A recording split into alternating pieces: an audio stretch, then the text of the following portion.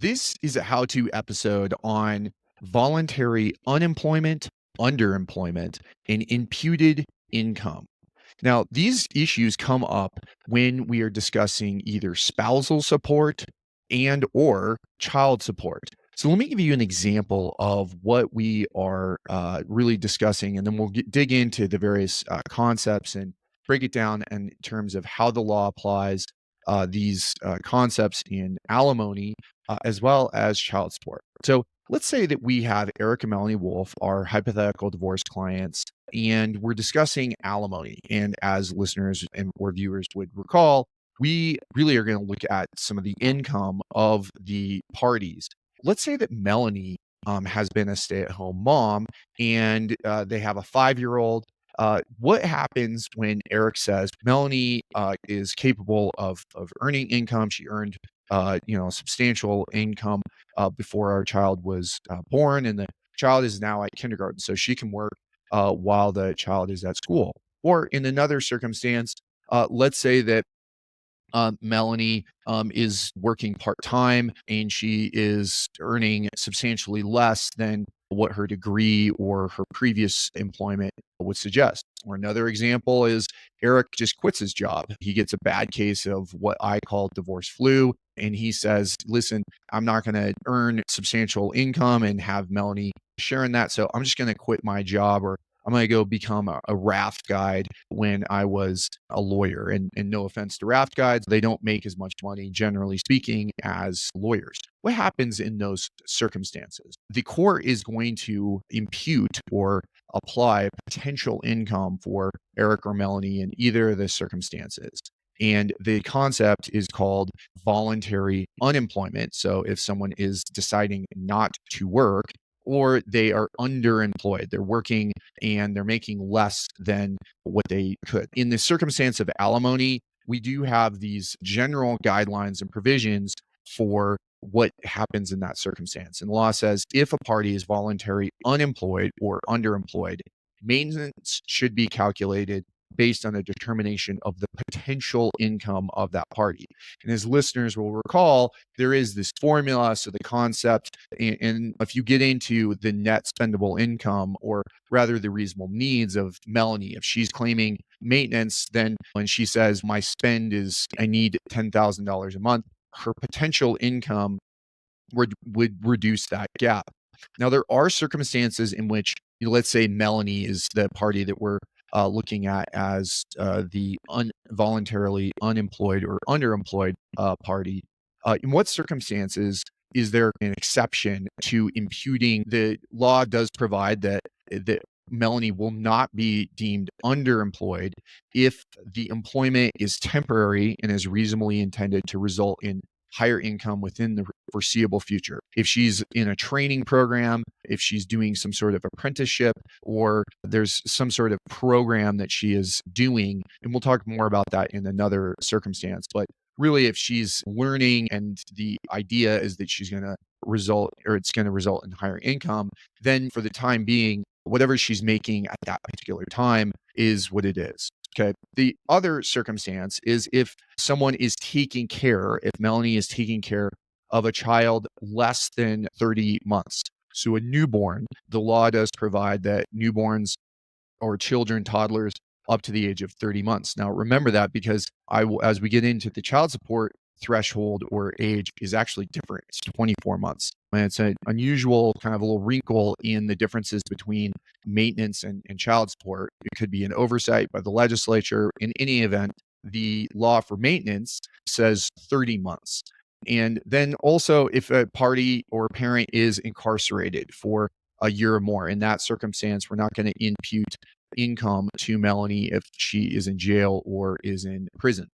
The other circumstance or exception is if the employment is a good faith career choice. So this gets into kind of the history. If Melanie has been a high flying executive and has switched into the nonprofit world and has been in that world for a decade or the last 2 years or 3 years before the marriage, or I'm sorry, before the divorce rather, then that would be a good faith career choice. If Melanie had had some health issues or the parties had decided between themselves, or Melanie just said, listen, this is what I want to do. And there had been some sort of history of her working in the nonprofit. That's going to be different than all of a sudden during the divorce, Melanie just quits her job and pursues a career in the nonprofit world. And that just came out of nowhere. The final exception to this concept of imputed pay is if a party is enrolled in an educational program that is reasonably intended to result in a degree or certificate within a reasonable period of time that will result in a higher income, so long as the educational program is a good faith career choice. So if Melanie goes back to culinary school and her idea is that she wants to become a private chef and or a caterer, and that's going to result in more income than she was before, that might be acceptable. If she is a lawyer but then decides that she wants to quit being a lawyer and wants to go back and study Buddhism or philosophy or some other pursuit that might be valuable or that might be something of interest to her, that she's always been interested in Buddhism, the court is going to really look at and say, is this intended to result in more income? Or is it just that you're just avoiding and trying to fit within this exception and not work? These are the concepts that are at play for maintenance. Let's turn and talk about child support. We haven't really talked about child support in other episodes, but this concept does come up in child support as well. And there's a little bit more meat to the law when it comes to guidance on how do we figure out, because I haven't gotten into what is the potential income that is going to be imputed or used for Melanie or any sort of party that is underemployed. So as I intimated before, the exceptions are generally similar between alimony and child support in terms of the employment is temporary or reasonably intended to result in higher income. There's a good faith career change, or someone is involved in or enrolled in a part-time or rather a full-time educational vocational program. Those are still the same. We do have the difference, as I said before, in taking care of a young child. In child support, there is no voluntary underemployment up to 24 months. And so 2 years old, Melanie, can stay at home and there's not going to be any income that is going to be imputed to her. She gets a little bit longer under the alimony. And I will say that the court can use its discretion in applying these and could find in certain circumstances in which a parent may not be voluntary underemployed if, for example, a child is 26 months, and it really is going to depend. But that is what the law says, and listeners should understand that difference. As I said before, there is going to be a little bit more definition in the child support law, and it's also, I will let listeners know, this is a circumstance in which lawyers or parties could argue or present to the court or use in response to what should the potential income be, the factors for child support that may or that don't apply, or rather aren't listed in the statute on maintenance, but it still is providing guidance, and it makes sense when you hear them. So the court or the law says that in determining potential income, that the court shall consider, to the extent known, specific circumstances of the party, including consideration of the following factors. Now, this is again for determining potential income. So you're going to get into the parent's assets, residence, employment and earnings history, job skills, educational attainment, literacy, age, health, criminal record, other employment barriers, record of seeking work, the local job market, and the availability of employers hiring the community.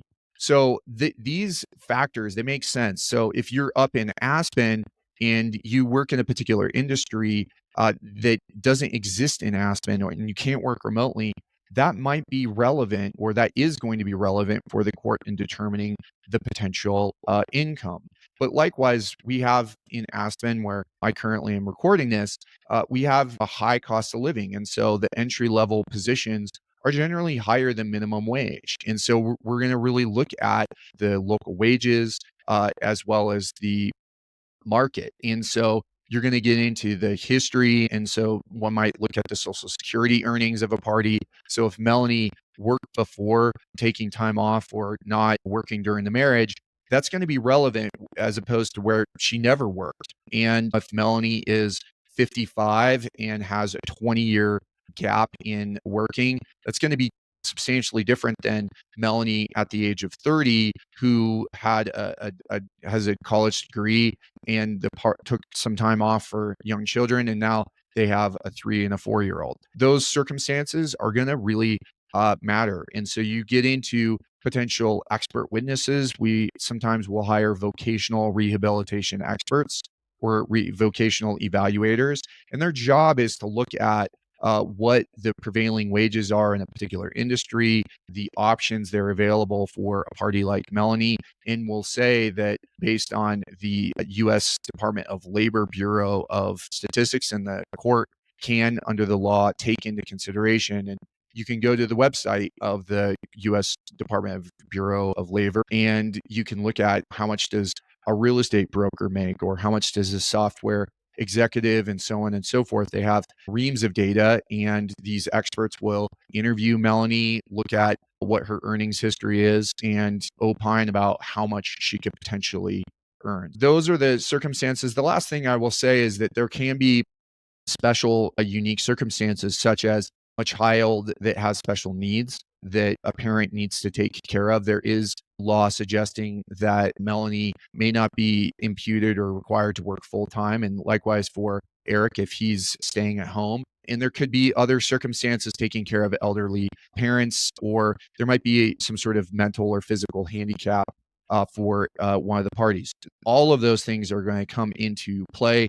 The concept in wrapping this up is voluntary unemployment and underemployment is one of the most disputed and frequently, challenging issues that come up in a circumstance of a divorce between Eric and Melanie Wolfe in Colorado. Hopefully, that gives you a high level, indication or overview of the issue. And these are the sorts of things that lawyers will deal with often in a Colorado divorce. Until next time, thank you for joining us on Divorce Out.